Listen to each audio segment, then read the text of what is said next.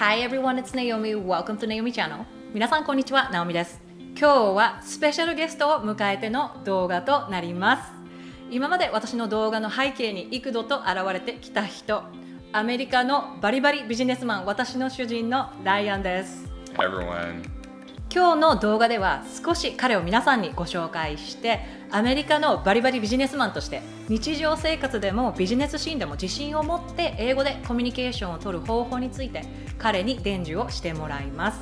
私が言うのもあれなんですけれども、私が今まで見てきた彼の仕事ぶりや仕事のコールなどの会話から判断をすると、彼はとっても頼りがいがあって、ビジネスのどのような状況でもこうアップダウンがなくて、一定のコンシステントな振る舞いで、ストレスフルな状況にあっても取り乱さないし、とっても頼りになるビジネスマンだと思います。会話などでもとっても自信がある、かつフレンドリーなコミュニケーションが取れる人だと思います。なので今日は事前に彼に普段の生活でもビジネスシーンでも英語のコミュニケーションで自信を持ってコミュニケーションを取る3つの方法について伝授してもらい、私も一緒に学ぼうと思います。会話はすべて英語になりますが、字幕をつけますので、英語習得全般の、そしてリスニング力向上にもとっても役立つ情報なので、ぜひ最後までご覧ください。それでは without further ado、Let me introduce you to my husband, Ryan. Hi everyone, I'm Ryan, Naomi's husband. Thanks for coming to my channel. Thanks for having me. So, as Naomi said, we're going to focus on 3 tips to better your communication skills in business, but also tips that will apply to regular life. Yes. All right. And those are tip number 1 is fake it till you make it. Fake it till you make it. Tip number 2 is know your worth. Know your worth. And tip number 3 is less is more. Less is more. Okay. Okay, so tip number 1 is fake it till you make it. Okay. What that means is making it appear that you're more capable than you are, essentially. So I have a quick example that applies to my situation. Now I work in finance, but I wanted to switch to a different vertical within the finance industry. I got my hands on whatever materials I could to learn as much as I could about the new industry. So I had to appear that I knew how to do that job. Right. The employer, I wasn't able to, but I was confident enough in how I interviewed. I projected that I knew the fundamentals, but when I got the job, it wasn't exactly what I expected it to be. So what was important is they believed that I could do it. I got in the door, and then once I was in the door, then you try hard until you make it. Right. Fake it till you make it. Fake it till make it is an expression you hear all the time in the US, especially in the working environment. So like Ryan said, it means you may not be, capable or qualified to do certain things, but you continue to fake it, meaning you continue to fake that you are qualified and you are capable of doing this particular job. You'll eventually be at the level that you are actually qualified and capable of doing that job. So it's just that the confidence, even though you're not confident because I don't know why I'm talking about your point, but I'm just explaining it's a very common saying that you hear all the time in the business settings that if you're not confident doing the certain jobs because you feel like you're not qualified, but as long as you fake that you're capable and if everyone around you thinks that you can do the job and they believe that until you can actually do the job, then no one knows otherwise, and you were able to accomplish something great by getting the job that you wanted. Right. So just like that confidence, appearing confident, speaking confidently, it's just very important. Right. That could apply. Research as much as you can, so you have some knowledge. You need that to appear confident, but that's the point. Right. Fake it till you make it. Fake it till you make it. Okay, tip number 2 is know your worth. It's a little bit of a continuation from tip number 1 in terms of confidence, but in a different respect. So how you talk to people, how you present yourself, how you believe in yourself really matters. Right. a quick example is the best way to explain it. In my prior career, I did financing for high net worth clients. These are multimillionaire clients. They could be CEOs of companies. Now, when I first started doing financing for them, I was very nervous. I would address them, yes, sir, yes, ma'am, yes, The mistress. Japanese way. Yeah, like I made it clear that I was their servant. Now, it wasn't until one day I decided to start addressing them. How did they treat you when you were acting like a servant? I mean, they treated me like I was their servant, right? Like, hey, where is this? When are we doing this? It wasn't really Demanding. I was not an equal. I was not looked at as any kind of partner. Right. So one day I decided to start addressing my clients by their first name. Okay. And it even got to the point to where, say, if my client's name was Robert, I would start off after I was introduced. Do you prefer Bob or Rob? Right. Which are common nicknames. Right.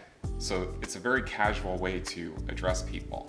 Now, I noticed something after I started doing that is that I got more respect from my clients. Right. They talked to me like I was an equal. And I believe that in turn led to me gaining more business. So they would refer me to other people. So I was kind of looked at as on par with them, even though I was nowhere even close. Right. But so the way you believe in yourself, the way you project yourself to other people is very important. It makes a big difference. Absolutely. This is something I preach on my channel too. It's very interesting you mention it because I always mention to my audience, especially Japanese people, the tendency of doing businesses in Japan is just try to be as polite as possible, try to be as submissive as possible, especially you're dealing with someone older or clients or someone, with a higher status. But I preach on my channel, like, especially in the English business settings or in the US, the more you try to appear, the people prefer you to be at the same level, like, as you are, like you get more respect in that way, regardless of the status or the titles or. There's kind of a perfect level of, you need to be respectful. Right? Yes, respectful. Respectful, but there's like a perfect level of politeness. If you overdo it, you're kind of showing that person, I am below you. Right. And you don't want that in America. That's for sure. Yeah, for sure. All right, so on to tip number 3. Yes, tip number 3. Okay, less is more. When you communicate with people, try to stay on the relevant points. So in the other 2 points, you do all this preparation. It doesn't mean you need to blast out all of that information to everyone that you talk to, just to demonstrate that you know what you're talking about. So be concise, stay on point. So what really matters? What are the relevant, concise points that you need to convey to get that point across? A quick example in my working life is I've worked with someone that was hired in a more experienced role, and he felt the need to overcompensate in conference calls because he wasn't that experienced. So I've listened to him, do really good in the beginning, and then because he was nervous, would just ramble on. And you could just kind of tell that credibility is lost. Right. So less is more, stay on point. What is the minimum amount of relevant information you need to convey to be concise to get that point across? Right. So just be on point, be direct, less is more. Right. I think I'm at fault for not like I have a tendency to explain more whenever I communicate, not just in the business setting, but like when I'm talking to my doctors or whenever like I'm on the phone with someone, because I want to give all the reasons why I'm asking certain questions, or whenever I'm talking to my friends and telling her a story, I want to give all the background so she would understand where I'm coming from and all of that. And Ryan often points out that I'm kind of over explaining myself, or I need to be more concise and get to the point and just really focus on what really matters. Like less is more. It's more of like a more effective ways of communication. So you have to know your audience. In the business world, most people, time is of the essence. Get to the point now. Like, give them what they need to move on to the next step. Right, especially. In personal life, everyone's different, Right. so you just have to know your audience. Some people like all of the background information, and that is also true in business. But more often than not, people want you to just get to the bottom line. Get to the point. Yeah.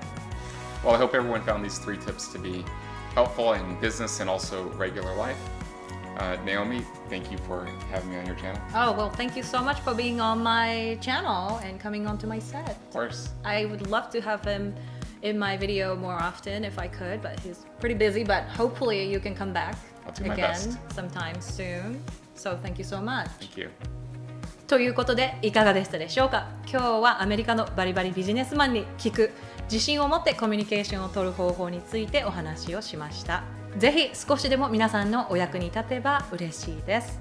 ナオミチャンネルでは普段ビジネス英語や日常英会話に役立つ実践的な知識やアメリカの情報や映像をお届けしていますので、ご興味のある方はぜひチャンネル登録をよろしくお願いします。そしてベルボタンも押していただけると新しい動画がアップされるとすぐにわかるのでおすすめです。それでは皆さん、Thank you for watching my video. I will see you next time. Have a good one. Bye!